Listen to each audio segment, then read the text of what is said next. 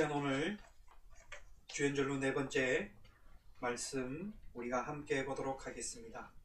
누가복음 5장 1절에서 11절까지 말씀입니다. 신약성경 누가복음 5장 1절에서 11절까지의 말씀입니다. 이 말씀을 주보 맨 하단과 그리고 화면에 띄어진 것을 보면서 우리가 함께 제 목소리에 맞춰서 오늘 우리에게 주시는 하나님의 말씀을 읽도록 하겠습니다. 시작. 무리가 몰려와서 하나님의 말씀을 들을새 예수는 게네사렛 호숫가에 서서 호숫가에 배 두 척이 있는 것을 보시니 어부들은 배에서 나와서 그물을 싣는지라. 예수께서 한 배에 오르시니 그 배는 시몬의 배라. 육지에서 조금 떼기를 청하시고 앉으사 배에서 무리를 가르치시더니 말씀을 마치시고 시몬에게 이르되 깊은 데로 가서 그물을 내려 고기를 잡으라. 시몬이 대답하여 이르되 선생님, 우리들이 밤이 새도록 수고하였으되 잡은 것이 없지만은 말씀에 의지하여 내가 그물을 내리리이다 하고 그렇게 하니 고기를 잡은 것이 심히 많아 그물이 찢어지는지라. 이에 다른 배에 있는 동무들에게 손짓하여 와서 도와달라 하니 그들이 와서 두 배에 채우매 잠기게 되었더라. 시몬 베드로가 이를 보고 예수의 무릎 아래 엎드려 이르되 주여 나를 떠나소서 나는 죄인이로소이다 하니 이는 자기 및 자기와 함께 있는 모든 사람이 고기 잡힌 것으로 마음이 놀라고 세베대의 아들로서 시몬의 동업자인 야고보와 요한도 놀랐습니다. 예수께서 시몬에게 이르시되 무서워하지 말라. 이제 후로는 내가 사람을 취하리라 하시니 그들이 배를 육지에 대고 모든 것을 버려두고 예수를 따르니라. 아멘. 삶의 자리, 삶의 현장이라는 것이죠. 이런 일상의 삶에서 한가운데서 그들은 먹고 마시고 삶을 위해서 노력하고 살아가는 그 많은 사람들의 살아가는 삶의 냄새가 배어 있는 곳, 이것이 바로 오늘 게네사렛 호수라는 것입니다. 여러분, 그리고 이 게네사렛 호수는 오늘 본문을 전체에서 제가 간략하게 말씀드리면 예수님의 공생의 기간 중에 어떻게 보면 이 가버나움 지역으로 해서 가장 오랫동안 머물러 있었던 지역이기도 합니다. 여기서는 예수님의 고향인 나사렛과도 그리 멀지 않는 위치하고 있습니다. 그래서 여러분, 예수님의 삶에서 예수님이 태어나시고 그러면서 계속해서 점점 마지막 십자가의 죽으심으로 예루살렘에 가기까지의 모든 과정 중에서 이 과정이 참으로 예수님의 사역에 있어서 특별한 그런 지역이기도 했습니다. 왜 그러냐면 예수님께서 이 게네사렛 호수에서 아주 처음 사역의 시작과 동시에 그 주님을 따르는 주님과 함께 사역할 제자들을 부른 곳이기 때문입니다. 그 이야기를 오늘 우리들 읽은 누가복음 5장 1절에서 11절이 이야기하고 있는 것입니다. 여러분, 그런데 오늘 본문을 쭉 살펴보다 보면 예수님은 많은 사람들과 무리들이 따르는 것을 보시고 어느 한 배에 오르셨다 했습니다. 그 배에 오르신 배의 이름이, 배의 주인이 누구냐면 시몬의 배라고 하는 것입니다. 어떻게 보면 오늘 자세한 본문에는 나와 있지 않지만 예수님께서는 오고 가는 이 게네사렛 갈릴리 호수 이곳에서 시몬과 굉장히 많이 만났을 거라고 추측할 수도 있습니다. 익숙한 만남일 수도 있을 것입니다. 그러면서 시몬 또한 예수님에 대한 소식을 익히 소문을 통해서 들었기 때문에 예수님께서 그의 배에 오르는 것도 그렇게 시몬이 부담을 느끼지 않았다는 것이죠. 그러면서 그 배에서 조금 육지로부터 띄우고 예수님께서는 그 따르는 무리를 향해서 그 배에서 말씀을 전하셨다, 가르치셨다라고 말씀하고 있습니다. 오늘날로 이야기하면 목사인 제가 여러분들에게 이 예배 시간에 강단에서 이 설교를 하는 것과 동일한 것이라고 여러분 상상하시면 될 것입니다. 그러면서 오늘 본문에 의하면 예수님께서 설교를 마치시고 가르침을 마치시고 배의 주인인 시몬에게 이야기합니다. 내리지 아니하시고 자, 그럼 깊은 데로 가서 그물을 던지라 라고 이야기하신 것입니다. 여러분, 깊은 데로 가서 그물을 내리고 고기를 잡으라라는 것입니다. 여러분, 그런데 오늘 이 말씀의 이전에 보면 베드로와 그의 주변의 사람들은, 어부들은 밤새도록 수고하여서 고기잡이를 다 마치고 육지에 올라와서 그 다음날 어부를 그물을 준비하기 위해서 찢어지고 망가진 그 모든 어구 낚시의 장비들을 수리하고 여러분 다시 한 번 더 점검하는 그러한 시간들이었습니다. 그런데 오늘날 그날따라 베드로는 이야기하기를 밤새도록 수고하였지만 고기를 잡지 못했다라고 예수님에게 이야기합니다. 그런데 예수님께서는 뭐라고 이야기하냐면 다시 정리하고 수선한 것을 마치고 집으로 가지 말고 나와 함께 깊은 데로 가서 그물을 던져서 고기를 잡자라고 이야기하신 것이죠. 여러분, 평생을 호숫가에서 그물질을 하고 배질을 하고 노질을 하고 고기를 잡아왔던 어떤 이런 어부의 입장에서 보면 이 예수님의 이야기, 깊은 데로 가서 그물을 던지라, 가서 같이 고기를 잡자라는 말은 굉장히 뜬금없는 이야기일 수 있습니다. 왜 그러냐면 평생을 그물질을 한 어부들에게 있어서 여러분, 이 예수님의 방법은 굉장히 낚시의 낚자, 그물의 그자도 모르는 굉장히 초보적인 발상의 말이었기 때문입니다. 여러분 한번 생각해 보십시오. 여러분이 하고 계시는 그 전문적인 일이 있는데 그 일을 열심히 여러분은 늘 해서 규모 있게 플랜을 짜서 준비하고 있는데 한 번도 경험해보지 못한 사람이 와서 이렇게 한번 하시는 게 어떻습니까? 여러분 제안한다면 여러분 어떻습니까? 기분이 어떻겠습니까? 굉장히 기분이 좋지 않겠죠. 이 사람이 내가 하고 있는 일에 대해서 전혀 모르는 사람이 어떻게 이 일을 알겠느냐 하면서 오히려 나에게 가르치려고 든다는 것에 대해서 여러분 굉장히 기분이 안 좋으실 겁니다. 베드로의 시몬의 입장에서 이 예수님의 이 말은 굉장히 어부로서의 삶을 살아온 그의 경험과 모든 과정을 통해 보았을 때 그렇게 헛웃음 짓는 그런 이야기일 수도 있을 것입니다. 근데 더군다나 오늘 본문의 베드로 시몬의 이야기를 보면 고기를 잡아서 나섰던 시몬과 그의 동료들이, 어부들은 이미 밤새도록 어부 그물질을 했지만 허탕을 치고 돌아왔다라는 것입니다. 그저께 어느 이 동남아 지역, 베트남 지역에서 이 배를 통해서 고기를 잡고 살아가는 어떤 사람들, 그 마을 사람들이 이야기를 하는 그러한 전하는 다큐멘터리를 봤습니다. 여행을 소개하는 프로그램이죠. 거기에서 보면서 그 사람이, 여행 가이드가 이야기하면서 만나서 하면서 그물을 던지고 새벽 일찍 던져서 오는데 어떤 날은 많이 잡을 때도 있고 오늘은 보니까 배 안에서 보니까 오늘은 별로 많이 잡지 못했다 해서 잡은 양이 한 소쿠리에 고기가 조금 담겨 있는 것들을 보게 되었습니다. 그러니까 어떤 날은 많이 잡을 날 때도 있고 어떤 날 어떤 환경과 조건이 안 맞아서 오늘 본문의 말씀처럼 시몬과 그의 동료들이 밤새도록 그물질을 했지만 잡지 못했다, 허탕쳤다라고 이야기합니다. 이제 빨리 그 그물을 손질하고 그리고 준비하여서 밤새도록 수고하고 피곤하고 지친 그 몸을 쉬고 내일을 준비해야 될 과정 속에 있는 그들에게 예수님께서는 요청하였습니다. 다시 바다로 나가자, 호수 한가운데로 가자 라는 것입니다. 그렇지만 전문가적인 입장에서 예수님의 이 말을 거절할 수도 있었고 그리고 거부할 수도 있었겠지만 그러나 이상하게도 오늘 본문의 말씀에서 시몬은 그 말씀을 따랐다라고 이야기하고 있습니다. 그런데 여러분 오늘 본문 말씀의 5절에 보면 이렇게 나옵니다. 선생님, 우리들이 밤새도록 수고하였으되 잡은 것이 없지만은 말씀에 의지하여서 내가 그물을 내리겠습니다.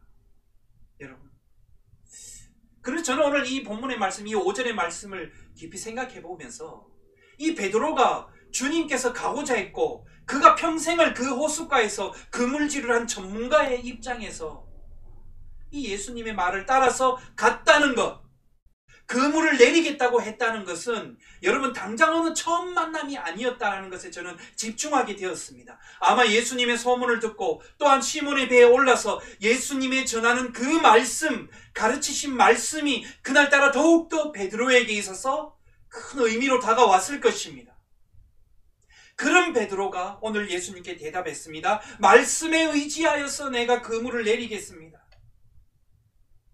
그리고 난 이후 결과가 어떻게 되었습니까? 그물에 잡힌 고기가 너무 많아서 그물이 찢어질 정도였다고 합니다. 시몬은 그래서 어땠습니까? 다른 배에 있는 동료들을 불러서 두 배에 나눠서 그 그물에서 끌어올린 배의 고기들이 두 배에 가득 찼다라고 이야기합니다. 그들의 경험과 그들의 전문적인 어부의 기술과 그물질의 입장에서는 상상할 수 없을 만큼의 결과를 그들은 수확하고 얻게 되었다는 것입니다. 그들은 여러분 평생을 호숫가에서 그물질을 하고 배질을 하고 노질을 하며 살아온 어부라는 것입니다. 날씨가 이럴 때는 어떻고 날씨가 환경이 이럴 때는 호수의 상태가 어떻다는 것은 그들이 너무나 잘 알기 때문에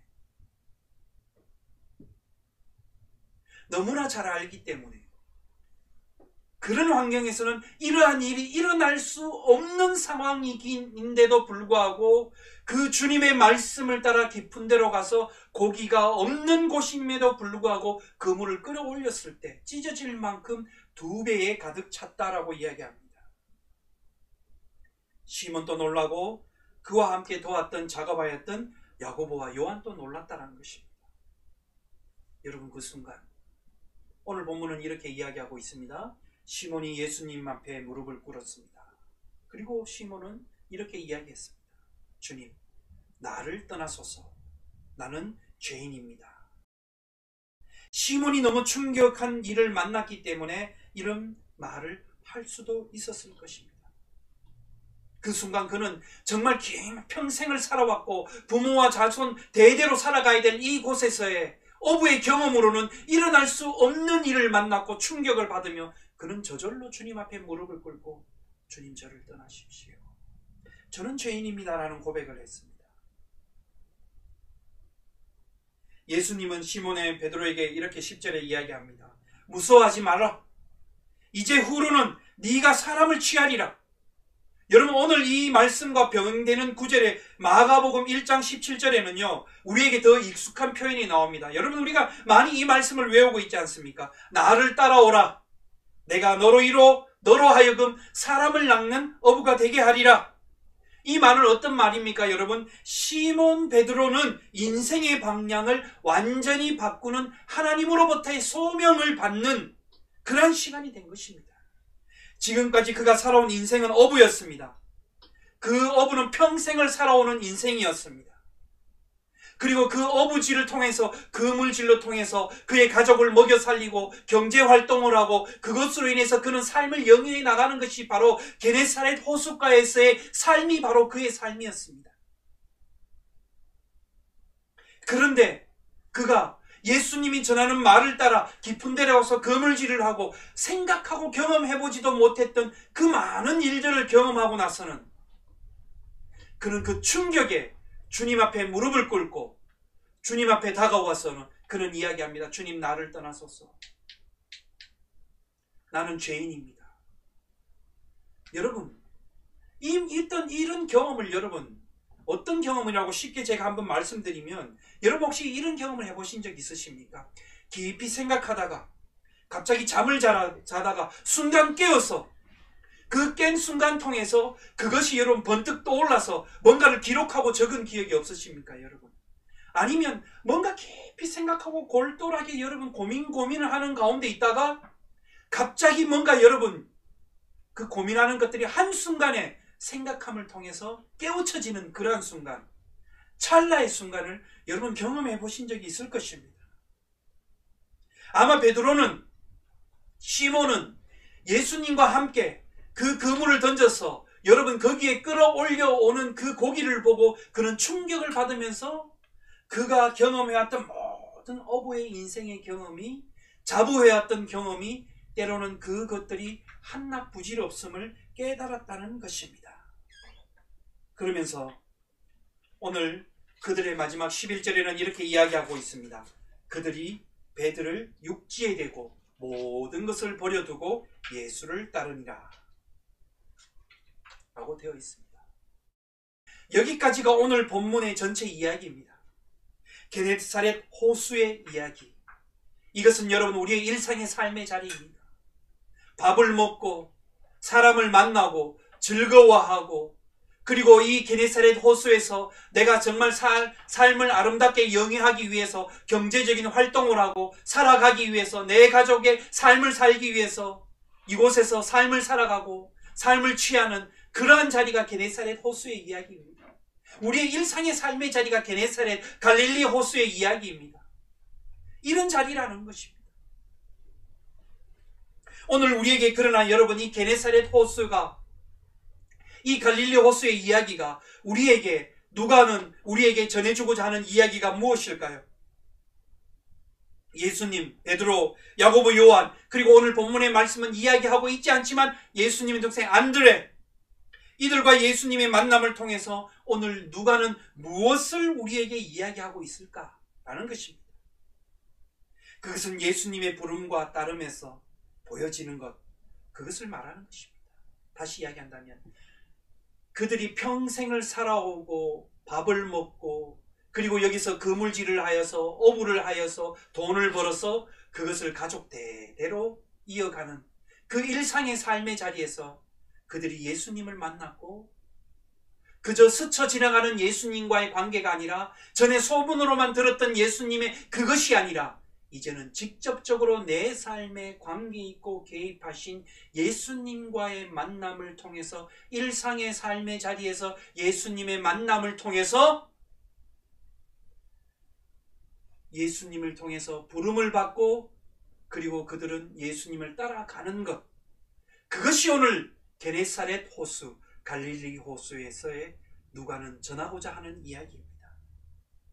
그런데 게네사렛 호수, 다시 한 번 더 말씀드리면, 예수님의 부름과 따름의 자리는 어떤 특별하고 뭔가 신령하고 우리가 알 수 없는 그런 자리가 아니라, 예수님의 부름의 자리, 따름의 자리는 오늘 우리가 먹고 마시고 호흡하고 살아가는 그 삶의 일상의 현장 한 중심에서 일어났다라는 것입니다.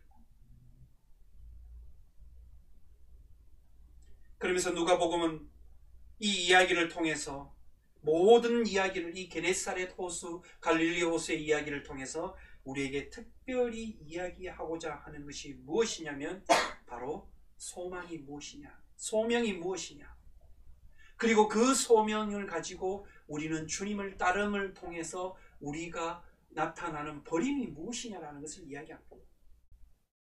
소명은 모든 것에서 대한 하나님의 부르심을 받아들이고 그 삶과 활동이 명확해지는 것을 의미하고, 그리고 소명된 삶을 살아갈 때 나타나는 확고한 삶의 태도가 버림이라는 것을 오늘 누가복음은 오늘 말씀을 통해서, 예수님 게네사렛 호수의 이야기를 통해서 우리에게 이야기하고 있는 것입니다.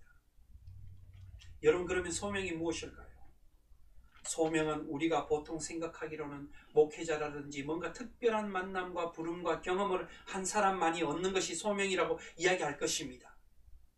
그것도 물론 소명이라고 말할 수 있습니다. 그러나 여러분, 그것만이 소명이 아니라는 것입니다. 소명이라는 것은 모든 직업과 인생살이에 해당하는 것이 소명입니다. 다시 한 번 더 말씀드린다면, 오늘 예수님의 부름을 받았던 이 제자들의 위치와 환경이 어디입니까? 그들이 먹고 살고 자고 삶을 영위해 나가는 삶의 일상의 삶의 한 중심의 자리가 아니겠습니까? 거기에서 그들은 주님의 부르심을 받은 것입니다. 그래서 소명은 모든 내 인생살이와 직업, 모든 삶의 현장, 모든 호흡함이 소명이라는 것입니다. 그래서 여러분, 종교개혁가인 사람들 루터와 칼빈은 여러분 뭐라고 이야기했냐면, 세상의 모든 일들과 직업들이 거룩한 소명이라고 그들은 보았습니다. 이 말은 어떤 말이냐면, 일상에서 내가 그물질을 하든 어떤 일을 하든 굴뚝 청소를 하든 무슨 일을 하든 어떤 일이라도 그 일은 거룩하다는 말이 된다는 것입니다. 거룩하다는 말로 생각하고 그 일들을 받아들여질 때 이것은 여러분 우리 인생에서 삶의 태도를 전환시키는 것입니다. 만약에 우리가 진정으로 내 삶의 자리에서 오늘 내가 가지고 일을 하고 일터와 생계를 유지해가는 이 일이 하나님이 나에게 주신 소명이라고 생각할 때, 그것을 여러분 내가 그저 돈이라는 것을 쫓아서 돈의 가치를 위해서 살아간다는 것을 생각하는 그것과는 전혀 다른 삶을 우리는 살아가게 되고 열려지게 된다는 것입니다. 왜냐하면 그것은 하나님과의 관계된 일이기 때문입니다.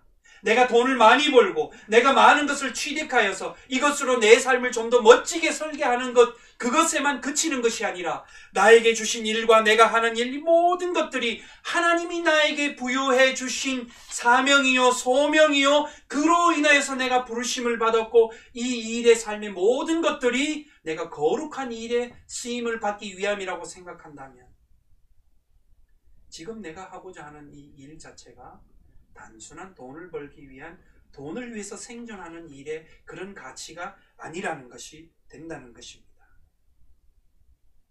오늘 우리가 살아가는 세상은 소명의 의식과 관계없이 돌아간다는 것이죠. 그저 여러분 내가 일하고 노동하고 뭐 하는 것들이 이것을 통해서 어떤 대가로 받아들이고 결론에 얻어지는 것으로 평가되어지는 시대입니다. 그래서 노동자들이 아무리 땀을 흘리고 수고해도 노동의 대가를 받지 못하여서 여러분 어떻습니까? 계속 자기의 가치와 노동의 그 대가를 받기 위해서 끊임없이 목소리를 올리고, 그리고 현장에서 그것이 관철되어지지 않고 됐을 때는 여러분 안타깝게 목숨을 던지는 그런 일들이 많은 것들이 우리가 살아가는 세상입니다. 그런데 여러분, 우리 기독교인들은 평생에 걸쳐서 우리의 삶이 하나님의 부르심의 차원에 있다고 받아들여지고 고백하고, 그래서 하나님의 부르심의 차원에서 나아간다면 여러분 우리의 삶이 하나도 허투루지 않다라는 것입니다. 소명의 차원에서 생각한다는 것은 하나님과의 관계에서 나 자신의 삶을 판단한다는 것입니다. 그러기에 내가 어떤 사람이기 때문에, 내가 이런 사람이기 때문에 나는 그 일을 할 수 없어가 아닙니다. 여러분 그것은 아니라 하나님이 내가 내 살아가는 이 삶이 하나님의 부르심을 받은 삶이기 때문에 이 삶에서 주어지는 모든 일들이 나에게 있어서 거룩한 하나님의 부르심을 수행하는 믿음의 삶의 길이라는 것을 우리는 잊지 말아야 할 것입니다. 그러므로 인하여서 우리는 일상의 삶의 자리에서 하나님의 부르심을 받고 있다는 것이 매우 중요한 것입니다. 어떤 특별한 경험이나 어떤 신령한 자리나 어떤 기적적인 자리에 그것을 경험하고 난 뒤에 하나님이 내 인생을 특별하게 쓰시려고 하는구나. 그래서 나는 지금까지 해왔던 모든 일을 접어버리고 목회자가 되어야지, 선교사가 되어야지, 어떤 일을 헌신해야지. 그것만이 여러분 하나님이 우리에게 바라시는 것이 절대 아니라는 것입니다. 여러분이 어떤 삶의 모습으로 살아가든지 여러분 우리의 인생은 하나님이 불러주신 인생이라는 것입니다.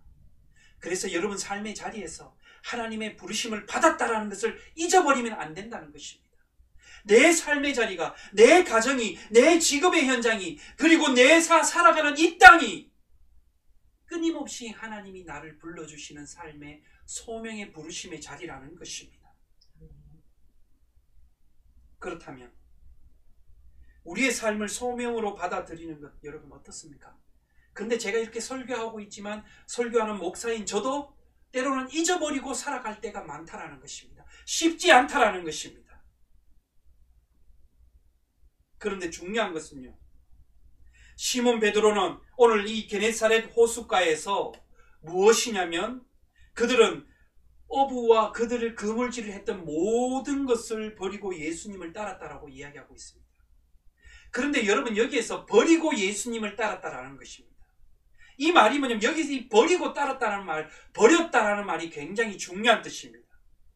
여러분 이 버림이라는 것이요 제자들에게 일관되게 나타나는 삶의 태도입니다. 예수님을 부르심을 받고 그 부르심 앞에 제자로 삶을 살아가는 사람들에게 있어서 일관되게 나타나는 것이 뭐냐면 버림이라는 것입니다. 여러분, 우리는 이 버림이 아니라 오히려 집착하게 만드는 세상 속에서 살아가고 있습니다. 손에 움켜쥐려고 하는 그 많은 것을 움켜쥐고 더 채우려고 하는 이 세상 속에서 우리는 여러분 살아가고 있습니다. 그리고 하나라도 있음에도 불구하고 채워졌음에도 불구하고 더 많이 가지려고 하는 그러한 시대 삶 속에 우리는 살아가고 있습니다.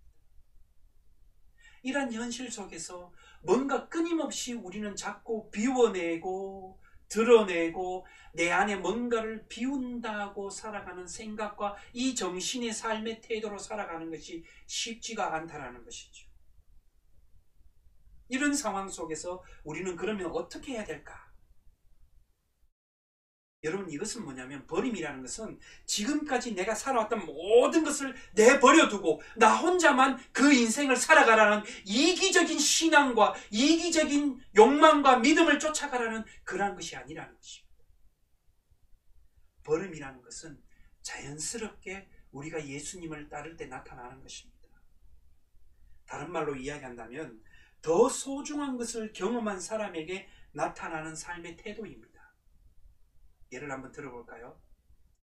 어느 한 소작인이 자기에게 소작한 그 땅을 밭을 갈다가 밭 속에 숨겨져 있는 보화를 발견했습니다. 덜커덩 밭을 갈 때 뭔가 걸리는 것이 있어서 그 밭을 파보니까 거기에 숨겨진 귀한 보화를 발견했다는 것입니다.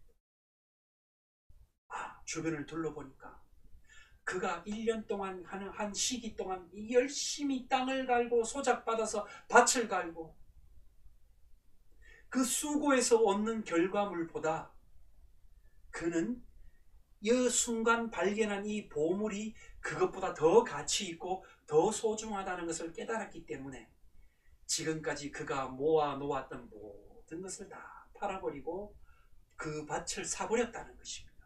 왜 그럴까요? 그 밭 속에 숨겨져 있는 보화가 굉장히 중요하다는 것을, 소중하다는 것을 그는 깨달았기 때문에 지금까지 가지고 있던 것을 다 포기하고 그 보화를 그는 선택했다라는 것입니다. 바로 이것입니다. 그로 인하여서 우리가 소중한 것을 발견하지 못했을 때는 끊임없이 이것도 가지고 이것도 가졌어. 이걸 가지고 나는 그래서 두 개 다 나는 성공하며 살아갈 것이다 라는 것을 많이 생각하게 된다는 것입니다.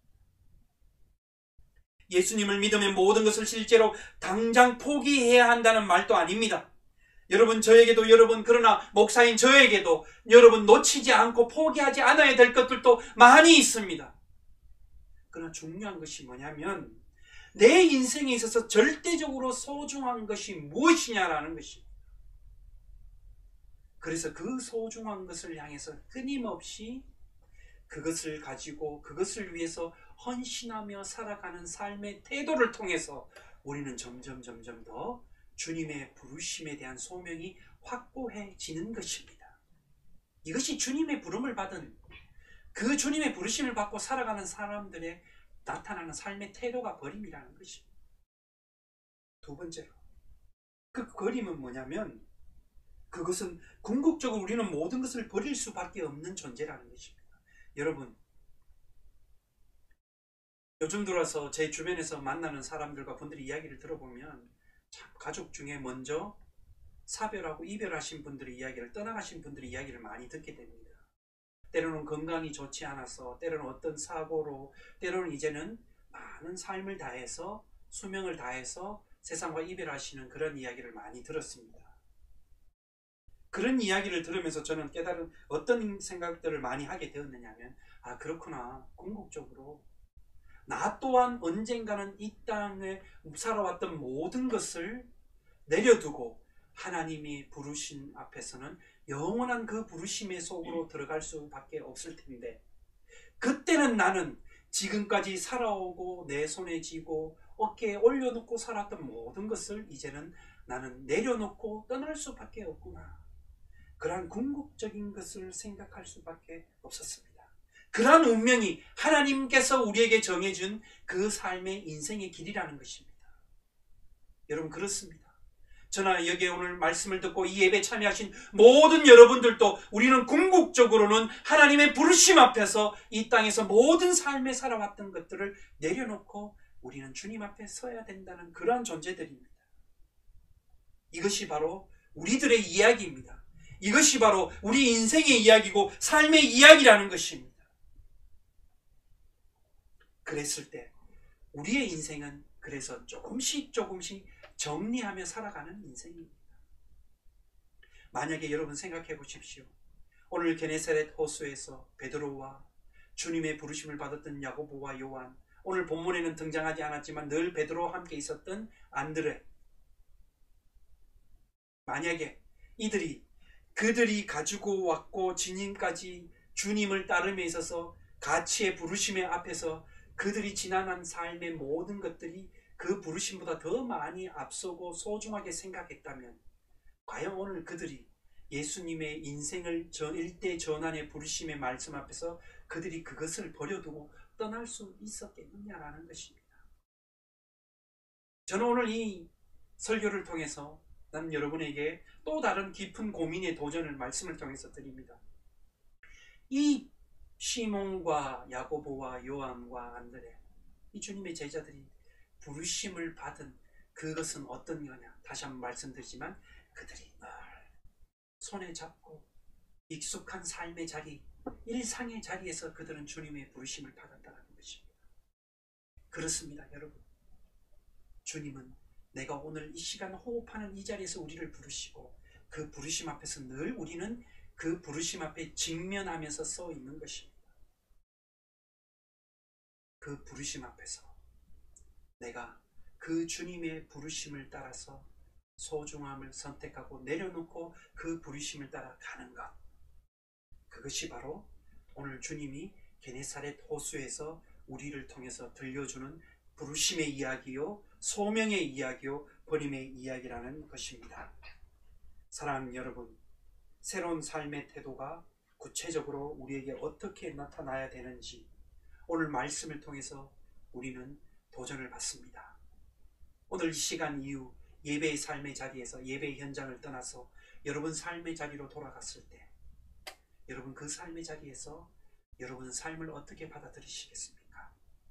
그리고 그 삶의 자리에서 여러분은 오늘 여러분에게 주어진 그 삶의 일을 어떠한 정신과 태도로 받아들이고 그날 일상의 삶을 살아가시겠습니까?